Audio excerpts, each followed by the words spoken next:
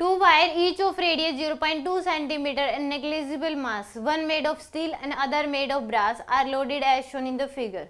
The elongation of the steel wire, elongation in the steel wire बतानी है, delta L की value.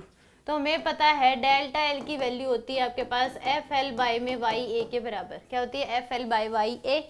यहाँ पे यानी कि tension in steel brass steel rod divide by L into Y into में A, Y इसका। अब यहाँ पे लेंथ ऑफ स्टील आएगी यहाँ पे, तो टेंशन जो होगी यहाँ पे स्ट्रिंग में, ये जो फोर्स लगेगा ये कितना लगेगा? 2 प्लस में 1.14 इंटू में जी के बराबर, क्योंकि यहाँ पे जो टेंशन आएगी वो क्या होगी आपके पास, यहाँ पे नीचे की तरफ क्या लगेगा? 1.1 इंटू जी के बराबर।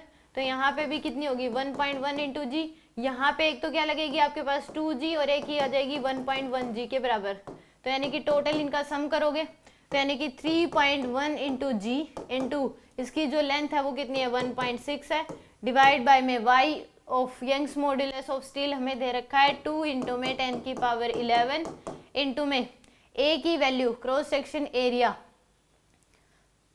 रेडियस दे रखी 0.2, तो 0.2 इंटू 10 की पावर -2 का स्क्वायर इंटू में पाई, ये आएगी आपके पास वैल्यू।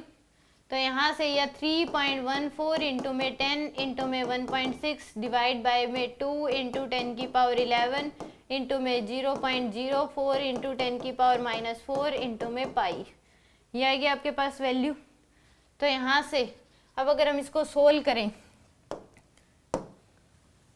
यह आ जाएगा 3.14 इंटू में 10, यह आ गया आपके पास इंटू में 1.6, यह आ जाएगा आपके पास 50.24 डिवाइड बाय में, यह आ जाएगा आपके पास 0.08 इंटू में 10 की पावर, यह आपके पास हो जाएगा 7 इंटू में 3.14।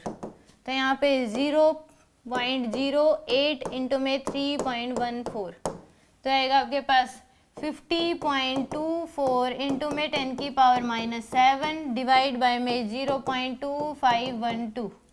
तो यहाँ से आ जाएगा 50.24 डिवाइड बाय में 0.2512, तो आएगा 200 इंटू में 10 की पावर -7। कितना आ जाएगा? 200 इंटू 10 की पावर -7। तो इस यहाँ से आपके पास क्या आ जाएगा? 20 इंटू 10 की पावर -6। कितना आ जाएगा? 20 इंटू 10 की पावर -6। तो आंसर आ जाएगा इसका 20 के बराबर।